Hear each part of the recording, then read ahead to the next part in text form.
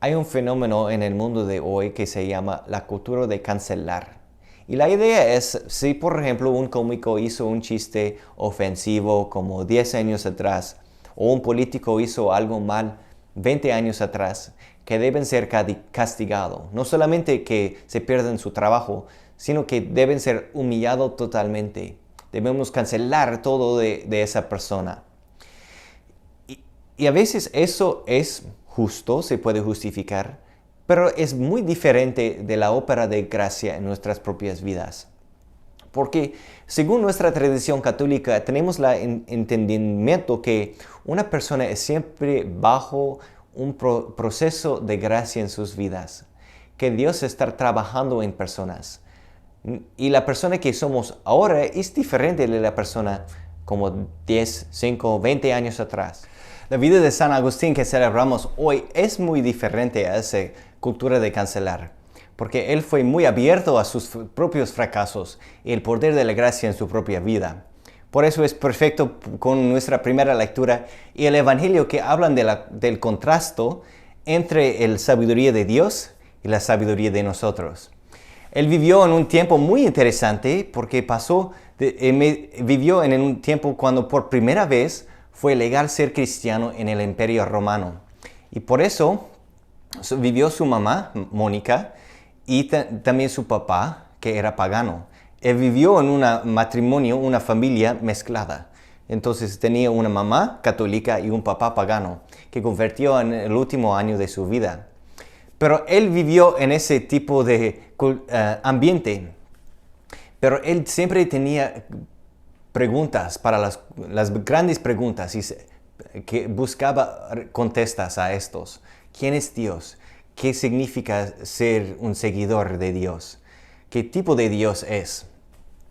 Entonces esa búsqueda para Dios se llevó muy lejos del cristianismo a ser en el mundo de heresías y varias heresías. Pero continuó a estudiar y fue profesor de la lógica. Y se fue a Milano para ser profesor allí. Y allí encontró un pastor que se llama Ambrosio.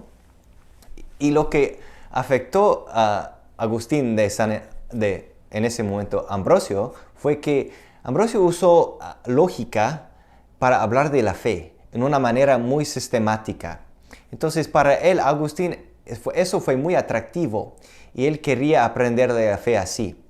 Entonces, cuando tenía 32 años, se empezó clases de catequismo y fue bautizado cuando tenía 33 años. 3 años después fue ordenado sacerdote y cuando tenía 44 años fue ordenado obispo. Y es interesante porque al tiempo en que fue elegido obispo es porque las personas querían que él sea obispo. Y porque él fue muy popular en la manera en que él puede hablar lógicamente de la fe.